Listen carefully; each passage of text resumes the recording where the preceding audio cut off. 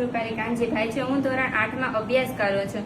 મારો વિષય છે વિજ્ઞાન અને હું વિજ્ઞાનના સૂક્ષ્મ જીવો, મિત્ર અને શત્રુ વિશેનો તમને બતાવવા માંગુ છું।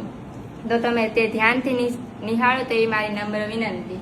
પહેલા આપણે જોઈશું કે સૂક્ષ્મ જીવો એટલે શું?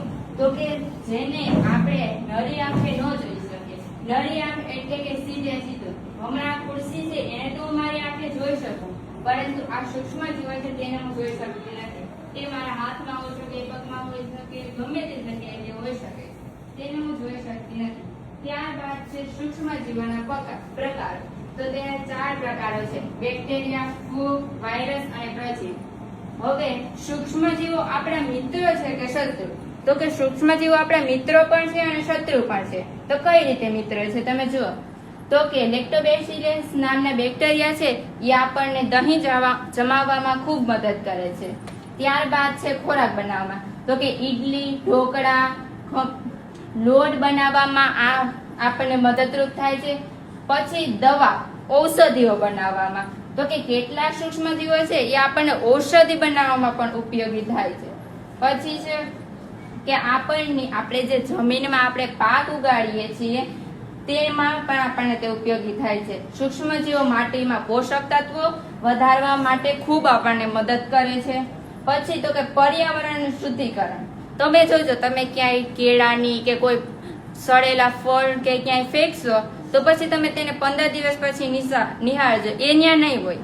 તો એમાં પણ આપણને આ સૂક્ષ્મ જીવો છે એ આપણને મદદ કરે છે। સૂક્ષ્મ જીવો કચરો અને પ્રદૂષણ નષ્ટ કરે છે। પછી તો કે આ બધા હતા આપણા સૂક્ષ્મ જીવો મિત્ર। હવે આપણે જાણીશું સૂક્ષ્મ જીવો વિશે શત્રુ એટલે કે આપણા દુશ્મન। આપણે મિત્ર પણ હોય અને દુશ્મન પણ। આપણે સ્કૂલમાં કેમ હોય કે આપણે એક બે સાથે મિત્ર પણ હોય ને અમુક સાથે આપણે દુશ્મની હોય કે આને તો આવું કર્યો તમારા દુશ્મન માનવા। એવી રીતે આમાં પણ સૂક્ષ્મ જીવો મિત્ર અને શત્રુ। હવે આપણે જાણીશું સૂક્ષ્મ જીવો શત્રુ। તો કે રોગ થાય આપણને કોલેરા, ટાઇફોઇડ, ક્ષય, ઝેરિયા જેવા અનેક પ્રકારના રોગો થાય, ઈ પણ આ સૂક્ષ્મ જીવો દ્વારા જ થાય। તો પછી ખોરાક બગાડે, રોટલી, ફળ, બ્રેડ વગેરેમાં ફૂગ લાગી જાય। જો તો તમે થોડાક દિવસ બ્રેડ ને ક્યાં ખુલ્લી જગ્યાએ રાખી દેજો, પછી એમાં ફૂગ થશે, ઈ પણ આ સૂક્ષ્મ જીવો કરે। પાકને નુકસાન કરે, પાકમાં અલગ અલગ પ્રકારના રોગો પાડીને ઉપજ ઘટાડે। આ સૂક્ષ્મ જીવો છે એમાં રોગ લાવે। પછી તો કે પ્રાણીઓને નુકસાન કરે, પ્રાણીઓમાં પણ એક રોગ પેદા કરે, આપણને રોગ થાય પ્રાણીઓને પણ રોગ થતો હોય। પછી તો કે વસ્તુને ખરાબ કરે, લોખંડની વસ્તુ હોય તો તમે એમાં જોજો કાટ લાગી જાય, તમે થોડોક સમય રહેવા દે ને તેમાં કાટ લાગી જાય, એ પણ આ સૂક્ષ્મ જીવો જ કરે। હવે સૂક્ષ્મ જીવો શત્રુ આપણા જીવનમાં રોગ લાવે, ખોરાક બગાડે, પાક બગાડે, પ્રાણીઓને નુકસાન કરે, વસ્તુ જેમ કે તાળું, બૂટ, લોખંડની વસ્તુઓ બગાડે। હવે આપણે જાણીશું કે આપણે કોલેરા, ટાઇફોઇડ, ક્ષય, જલિયા જેવા રોગોથી રક્ષણ આપવા માટે આપણે શું કરવું જોઈએ? આ બધા રોગ થાય જ આપણને તો ખબર નથી કે આ બેક્ટેરિયા ક્યારે આવ્યા, સૂક્ષ્મ જીવો ક્યારે આવ્યા। તો હવે આપણે એનાથી બચવા માટે શું કરવું? તો કે તમારા હાથને જમ્યા પહેલા અને પછી હાથ ધોવા। ઘણા લોકો જમ્યા પહેલા હાથ ધોતા નથી કે ભાઈ હવે તો જમવા બેસવું, જમ્યા પછી હાથ ધોઈ નાખીશ, એવું નહીં કરવાનું। તમારે જમ્યા પહેલા અને પછી સાબુથી હાથ ધોવાનું રાખવાનું। ઘણા બધા લોકોને મળ્યા પછી હાથ ધોવાનું રાખો, જાણે કે હું આને મળી પછી મારે હાથ ધોવાનું રાખવાનું। હાથ ધોયા વગર ક્યાંય કંઈ ખાવાનું નહીં, પીવાનું નહીં, એવું ક્યારેય નહીં કરવાનું। પછી છે ટોયલેટ કે વોશરૂમ થયા પછી પણ આપણે હાથ ધોવાનું રાખવાનું। હાથ ધોયા વગર ક્યારેય કોઈ વસ્તુ નાખવી નહીં। તમારે હંમેશા પાણીને ઉકાળીને પીવાનું રાખો।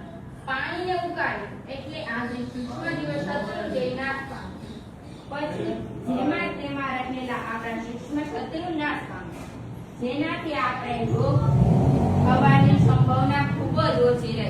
તમે જો આ પાણી ઉકાળીને પીવાનું રાખો તો તમારે રોગ થાય ઈ થવાની ખૂબ ઓછી સંભાવના રહે। પછી સાવચેતી, હંમેશા ખોરાકને ઢાંકીને રાખો, ખોરાકને ક્યારેય ખુલ્લો મૂકવાનો નહીં।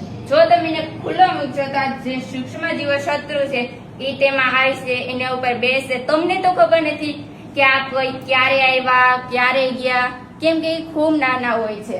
પછી જેનાથી સૂક્ષ્મજીવો અંદર જઈ શકશે નહીં. માખી દ્વારા પણ સૂક્ષ્મજીવો અને રોગો ખૂબ જ પ્રમાણમાં ફેલાય છે. તમને બધીને ખબર જ છે કે માખીને તો આપણે જોઈ શકીએ, તો સૂક્ષ્મજીવ નથી, તો એના દ્વારા પણ આપણને આ રોગ થઈ શકે છે.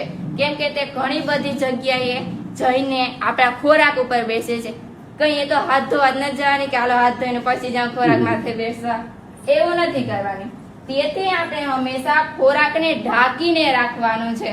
હંમેશા દરેક ખોરાકને ઢાંકીને રાખવો. આપણે સમયસરે સમીકરણ કરાવવું જોઈએ. તમે નાના હશો ત્યારે તમને પોલિયોના ટીપા ખાવામાં આવ્યા છે. શું કામે? કે તમે આ સૂક્ષ્મજીવો શત્રુથી તમે રક્ષણ પામી શકો એટલે.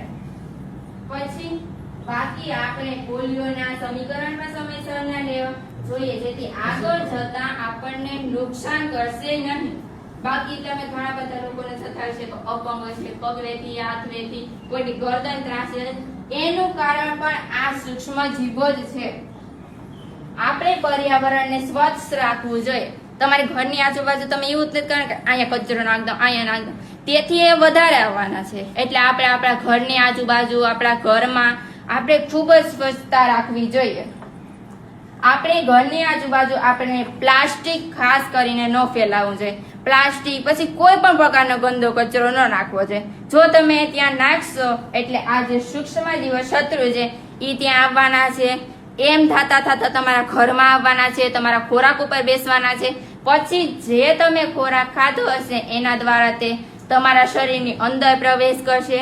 એવું જ નથી ખોરાક દ્વારા, તમે શ્વાસ લેવામાં પણ તમે જોજો ઘણી વખત શ્વાસમાં પણ આ સૂક્ષ્મજીવો શત્રુ આપણા શરીરની અંદર પ્રવેશ કરે છે. તો આ હતું મારું પ્રોજેક્ટ સૂક્ષ્મજીવો મિત્ર અને શત્રુ. ધન્યવાદ. ખૂબ ખૂબ સરસ. તાળીઓથી અભિવાદન કરો બધા. આભાર.